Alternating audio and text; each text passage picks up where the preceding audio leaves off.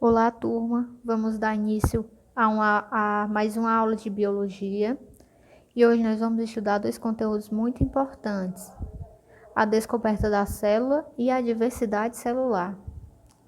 A célula é a unidade básica, estrutural e funcional de todos os seres vivos. Mas como nós vamos estudar as células se elas não podem ser vistas a olho nu? Então, graças a Robert Hooke, que em 1665 ele adaptou o microscópio que ele tinha.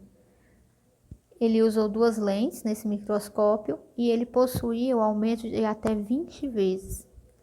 Diante desse microscópio, ele começou em 1667 a estudar a célula. Como?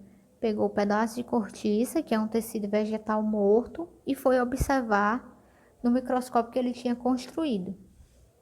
Então ele percebeu que esse pedaço de cortiça tinha vários espacinhos vazios, no qual ele deu o nome de cela, assimilando assim com a cela de uma prisão. E para entender um pouco da biologia, nós temos que entender também de citologia, que é o estudo da célula. Nós podemos estudar a célula com alguns tipos de microscópio, como por exemplo, o microscópio óptico, que aumenta até 2.000 vezes, o microscópio eletrônico, que aumenta 100 milhões de vezes, e o microscópio de varredura, que aumenta mais ainda. Trago aqui para vocês a foto de um microscópio eletrônico da bactéria Escherichia coli e a foto de um piolho agarrado a um fio de cabelo, também do microscópio eletrônico. Como vocês podem ver, a nitidez é maior do que a imagem do microscópio óptico ou fotônico, que é o que a gente tem na nossa escola, que é o que a gente é capaz de observar nele é dessa forma aqui, tá certo? Então a gente só consegue ver as células dessa forma aqui no microscópio que a gente tem na escola, que no caso é o microscópio óptico. Para estudar a célula, nós temos que também entender um pouco sobre a teoria celular. O que é que essa teoria diz sobre as células? No caso, a teoria ressalta que a célula é a unidade morfológica básica de todos os seres vivos e que todos os seres vivos são formados por uma ou mais células, que a célula é a unidade funcional, nela ocorrem os processos essenciais de todos os seres vivos, e a célula é a unidade de todos os organismos. Toda célula só se origina a partir de uma outra célula pré-existente. Então é isso o que diz a teoria celular, que é aceita até hoje. As células possuem características básicas.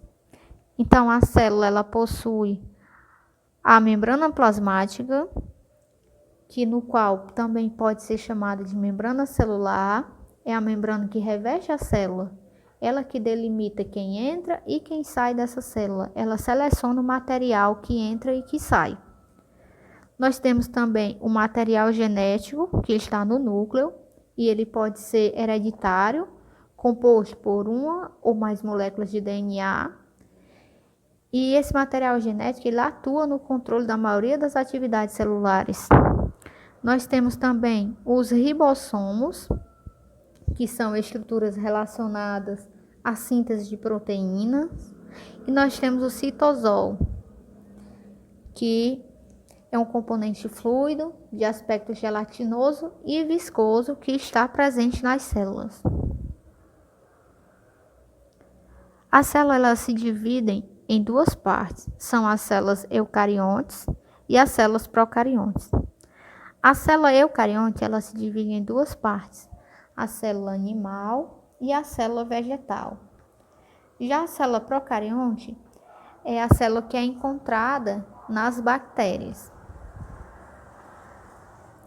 Aqui trago algumas características da célula procariótica, que ela é sem membrana celular, ela tem ausência de organelas com membranas, a fotossíntese e a respiração celular ocorre em membranas, São as células mais antigas da Terra.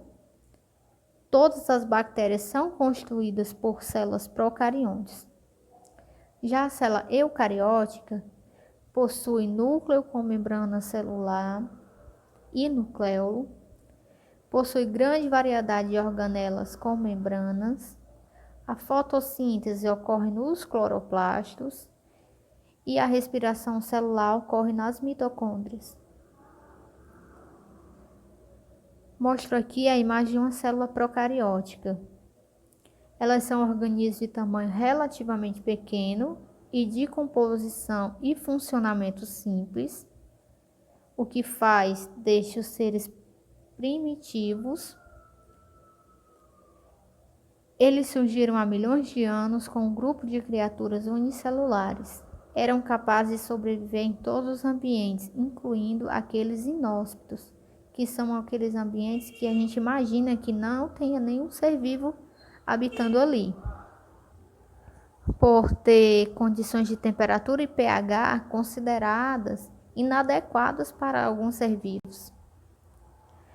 A célula procariótica é relativamente simples em relação à eucariótica, como nós podemos ver aqui. Na célula eucariótica nós temos muitas organelas. São todas as células cujos constituintes do núcleo se encontram separados do resto da célula por uma membrana nuclear ou pela carioteca. Então, a célula procariótica é mais simples e a célula eucariótica é mais complexa. Porém, estas células eucarióticas, elas se dividem em duas, a célula animal e a célula vegetal.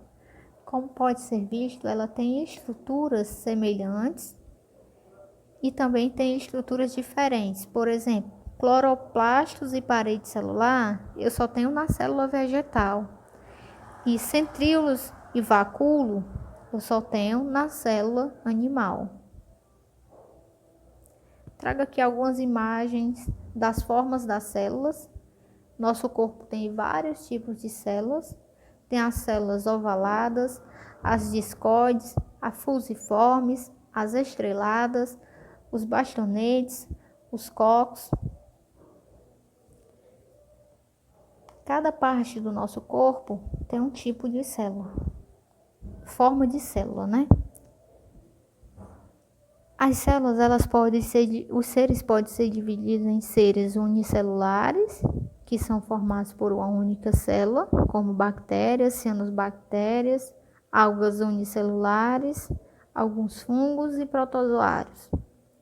Pode ser dividido também em seres pluricelulares, que são seres formados por mais de uma célula, como por exemplo, animais, vegetais, fungos, protozoários e algas pluricelulares. Alguns autores também citam seres acelulares, que são aqueles seres que não possuem nenhuma célula, como exemplo, os vírus. Deixo aqui o meu obrigada. Finalizo este conteúdo com a leitura do livro didático, a leitura da nota de aula e a realização da atividade. Abraço a todos.